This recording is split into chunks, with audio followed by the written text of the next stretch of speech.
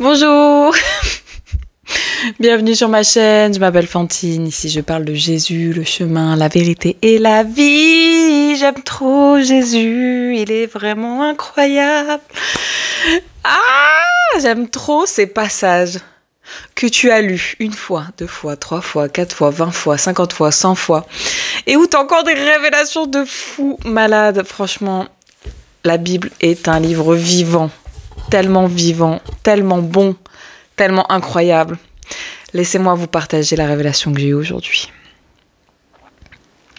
Si je vous parle de l'épisode où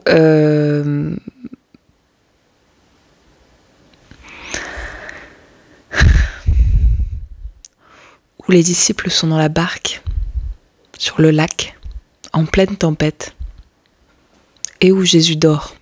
Ça a fait d'ailleurs l'inspiration d'une superbe chanson de Konosko et Ilson qui s'appelle « J'ai Jésus dans mon bateau ». Si vous ne la connaissez pas, je vous invite à l'écouter et à retrouver la joie de vivre que vous n'avez peut-être pas aujourd'hui. Donc vous voyez, je vais lire le passage. Alors je l'ai lu dans tous les évangiles. Il est dans Matthieu, il est dans Luc et il est dans Marc. Je vais vous parler de celui dans Marc parce que la phrase, c'est une punchline que je m'apprête à vous déplacer, qui est juste incroyable. Donc Marc, chapitre 4, verset 35. Ce jour-là, le soir venu, Jésus leur dit « Passons sur l'autre rive ». Après avoir renvoyé la foule, ils l'emmenèrent dans la barque où il se trouvait. Il y avait aussi d'autres barques avec lui. Un vent violent s'éleva et les vagues se jetaient sur la barque au point qu'elle se remplissait déjà. Et lui dormait à l'arrière sur le coussin. Ils le réveillèrent et lui dirent « Maître, cela ne te fait rien que nous soyons en train de mourir ?» Il se réveilla, menaça le vent et dit à la mer « Silence! Tais-toi !» Le vent tomba et lui eut un grand calme. Puis, il leur dit « Pourquoi êtes-vous si craintifs? Comment se fait-il que vous n'ayez pas de foi ?» Et ils furent saisis d'une grande frayeur, et ils se disaient les uns aux autres, « Qui est donc cet homme? Même le vent et la mer lui apparaissent. »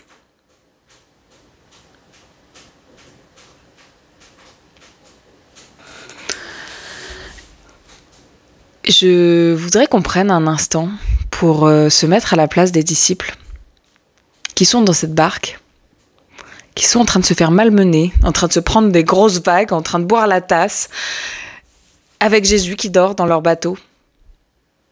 Est-ce que, pendant l'espace d'un moment, on peut s'imaginer leur réaction les uns envers les autres?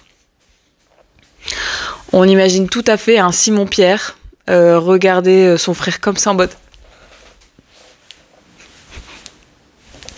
Genre entre deux vagues, genre l'air de dire, ils ont dû tous se regarder en se disant, mais Jésus il dort.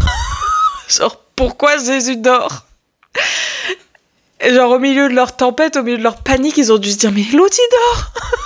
L'autre il dort. Et en fait, pourquoi je voulais parler de ça? Parce qu'en fait, souvent, dans nos épreuves, on est tout seul. Dans nos épreuves, on est tout seul, dans notre deuil, on est tout seul, dans notre angoisse, on est tout seul, voilà. Quand on pense à la dépression, on pense être enfermé tout seul dans sa chambre, dans le noir, voilà, on est tout seul. Il y a beaucoup de choses qu'on doit traverser tout seul. Mais il y a aussi des épreuves qu'on va traverser ensemble, en tant qu'enfant de Dieu, ensemble, en tant que disciple de Christ. Et à ce moment-là, vous voyez que le comportement de Jésus, il n'est pas différent de quand on est tout seul, mais pourtant on est plusieurs, donc on est censé, il est censé en avoir un qui sort du lot et qui dit mais vous inquiétez pas, Jésus va gérer parce que maintenant on le connaît, on l'a tous suivi pendant quelques années, on sait qu'il va faire parce que moi mon témoignage est que Jésus il a déjà arrêté le vent, tu vois, Jésus il a déjà géré les éléments, Jésus il a déjà fait ci, Jésus il a déjà marié ma cousine qui avait 48 ans, Jésus il lui a donné un enfant, Jésus il a déjà fait ci, Jésus il a déjà fait ça. On est censé par nos témoignages de disciples de Christ être capable de s'édifier sans avoir besoin de dire vous avez vu l'autre il dort. Au lieu de se concentrer sur ce que fait Jésus, on aurait dû dire oh. On est safe, soyons sans crainte, on est safe. Tant que lui dort, On n'a pas besoin de s'inquiéter. Peut-être, y en aura peut-être un qui aura dû s'allonger à côté de Jésus et puis essayer de dormir aussi pour voir ce que ça faisait. Mais non, ils ont paniqué. Et moi, je les imagine trop se regarder les uns les autres en train de se dire, mais qu'est-ce qui se passe? Y en a un qui a dû dire, non mais Jésus dort, on va pas le déranger. L'autre qui a dû se dire, mais attends, mais quoi, on va pas le déranger?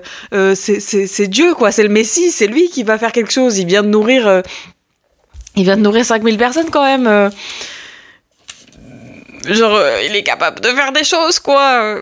Genre, vraiment, j'aurais trop aimé mettre une petite souris, là, pour voir comment ça s'est passé, parce que ils ont dû se demander ce qui se passait. Et j'aime bien, parce que quand ils envoient, ils le réveillèrent et lui dirent, Maître, cela ne te fait rien que nous soyons en train de mourir. Quand ils disent, ils le réveillèrent et lui dirent, je suis sûre qu'ils ont foutu un grand coup de coude de celui qui était un peu plus audacieux en disant, vas-y, toi, va le réveiller. On imagine bien un Simon-Pierre qui dit « Oh, toi là, ça te dérange pas qu'on soit en train de se noyer à côté ?» Enfin bref, j'aime bien la tournure de la phrase, quoi. « Cela ne te fait rien que nous soyons en train de mourir ?» Franchement, ça me fait trop rigoler. Ça me fait rire parce qu'on imagine trop la scène. « Ça va Jésus, toi tu nous as sauvés 50 fois en 1 heure, mais là, tu t'en fiches qu'on soit en train de mourir ? Tu t'en fiches un peu là ? Ça t'intéresse plus aujourd'hui ? Qu'est-ce qui se passe ? Et je me dis qu'il y a des fois, genre, je vais vous parler de la maraude. Je vais vous parler d'une anecdote de la maraude et je vais vous parler de comment est-ce que ce passage biblique il peut être transposé dans ce qu'on vit en tant qu'enfant de Dieu, en groupe d'enfants de Dieu. Une fois, on était en maraude, il pleuvait des cordes, il pleuvait. Et j'avais demandé à mes coéquipiers s'ils pouvaient me rapprocher un max de chez moi, comme ça, j'avais pas besoin de me prendre à saucer. Et du coup, notre chef de maraude, il a dit oui, on va te redéposer devant chez toi. Je dis non, mais après, si ça vous dérange, vous me déposez là, de toute façon. Dans le nom de Jésus, à partir du moment où je vais poser mon pied sur le sol, il va s'arrêter de pleuvoir. Tout le monde était en mode oh là là, sacrée Fantine. Ils m'ont rapproché de chez moi. On a prié, j'ai dit au revoir. J'ai posé le pied sur le sol, j'ai fait 5 mètres. Je suis rentrée dans ma résidence. C'est une double porte. Donc je suis rentrée dans ma résidence. Le temps que je sorte de l'autre côté, donc j'avais fait 5 mètres, il ne pleuvait plus. Il y a un frère de la maraude qui m'a appelé directement et qui m'a dit « Fantine, c'est un truc de malade. Tu as posé ton pied sur le sol, il s'est arrêté de pleuvoir. » Et moi, j'ai dit « Mais oui, je sais qui j'ai prié. Je sais à qui j'ai fait cette prière. Je sais le nom de qui j'ai utilisé, l'autorité de qui j'ai utilisé. Bien sûr qu'il s'est arrêté de pleuvoir. » Et eux, là, étaient scotchés. Maintenant, ce que je regrette un peu, c'est qu'ils aient oublié ce moment où ils se sont dit « Waouh ! Elle a prié, ça s'est passé » et qu'ils y pensent plus, tu vois. Alors que pourtant, c'était un témoignage d'à quel point Dieu est grand. Vous voyez un peu ce que je veux dire ? Et pourquoi est-ce qu'en tant qu'enfant de Dieu, quand on est plusieurs chrétiens dans un endroit, c'est le comportement qu'on doit avoir ? Par exemple, toujours pour parler de la maraude, on est actuellement en train de rechercher un local pour pouvoir faire la distribution alimentaire de manière plus saine, enfin bref, parce que là pour l'instant on a un local temporaire et tout, bref. Et à chaque fois, vous pouvez être sûr qu'il y en a qu'une qui va sortir des grands. Ah mais laissez, c'est le travail de Dieu, il va faire ça. Genre juste sortez vos critères, on va prier et le Seigneur va faire. C'est trop facile quand on est en groupe de regarder à ces circonstances et se dire non, on n'a pas les finances, non, on n'a pas ceci, non, on n'a pas cela. C'est trop facile. Alors qu'on a un Dieu qui a tout ça. On a un Dieu qui a tout ça. Nous, on a tous Jésus dans notre cœur. Il faut être la personne audacieuse qui va aller dire Jésus va faire parce que moi, je l'ai vécu, il l'a déjà fait. Dieu est le même hier, aujourd'hui et demain. Il n'est pas un homme pour mentir, il n'est pas un fils d'homme pour se repentir. Ce qu'il a fait, il le refera. Donc c'est pour ça que c'est hyper important qu'on témoigne. C'est hyper important qu'on s'édifie les uns les autres. Il n'y a pas de... La foi vient avec ce qu'on entend et ce qu'on entend vient de la parole de Dieu. Il faut se nourrir de la parole de Dieu. Ce que Jésus a fait, dans la Bible, il le fait encore aujourd'hui. Il y a encore un milliard de miracles qui s'est passé dans la Bible auxquels je n'ai pas encore assisté et auxquels je prie vraiment d'assister. Genre, je rêve de voir la multiplication des pains, de voir une proéminence de nourriture qui n'existait pas. Ça, vraiment, je prie. Et je sais que j'ai vu des frères et sœurs en témoigner sur les réseaux sociaux, sur Internet, des choses qu'ils ont vécues. Donc, ça m'a nourri ma foi. Je prie d'être guérie de ma myopie, mais j'ai vu des gens être guéris physiquement. Je prie de voir des gens que j'aime être délivrés, mais j'ai vécu une délivrance et j'ai vu des gens se faire délivrer. Donc voilà, en fait, témoignons, continuons à témoigner et soyons la personne dans cette barque quand tout est en train de foutre le camp qui va dire « Wow, le Dieu que je sers, il va faire. » Et certainement pas, il est en train de s'en fiche qu'on soit en train de mourir. Le Dieu que je sers, il n'est pas comme ça. Il s'en fiche pas. Il nous teste pour voir à quel moment on va utiliser les autorités qu'il nous a données. Ton père qui t'aime, il t'a prêté sa voiture. Il te dit, je te fais confiance, ma fille. T'as ton permis, je te fais confiance, t'es prudente, je te laisse ma voiture. Tous les jours, tu vas le voir en disant, papa, s'il te plaît, tu peux me déposer là parce que... Un jour, il va faire exprès de dormir. Il va faire exprès de laisser d'éteindre son réveil, de s'enfermer dans sa chambre, alors que toi, tu dois aller à des examens et que t'es pressé, tu vois. Pour que toi, t'ailles prendre cette voiture qu'il t'a donnée, qu'il t'a prêtée, et que tu prennes tes responsabilités et l'autorité qu'il t'a conférée pour dire « Ok, merci Seigneur, tu m'as rendu autonome. » Dieu nous a rendus autonomes dans les épreuves. Pas parce qu'il nous aime pas, parce qu'il nous fait confiance. Et parce qu'il veut voir comment on se comporte.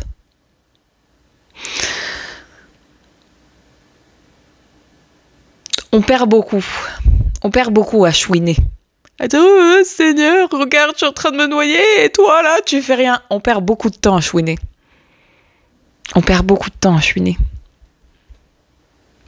Seigneur, merci pour l'autorité que tu nous as donnée.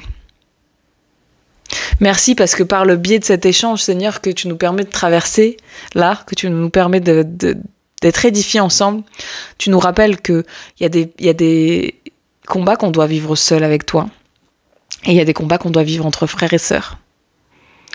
Aide-nous, Seigneur, s'il te plaît, à être les disciples audacieux qui vont dire « Jésus a toute autorité, il m'a donné par son Esprit Saint l'autorité. » Alors moi, je vais prier.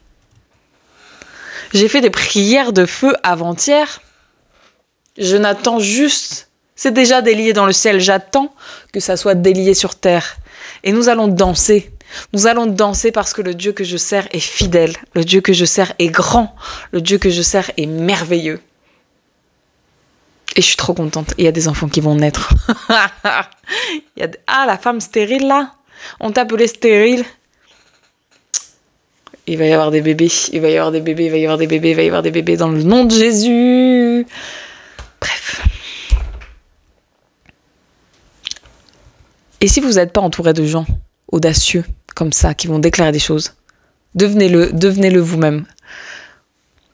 Parce que pour l'instant, et pendant longtemps, je ne trouvais pas des gens comme ça. Je le suis devenue. Il y a encore des endroits où je suis pour l'instant la seule à être comme ça. Mais quand je commence à entendre mes frères et sœurs marcher dans leur autorité en Christ, commencer à déclarer des choses, je suis fière. Alors je peux vous dire qu'à quel point le Seigneur là, il est trop fier.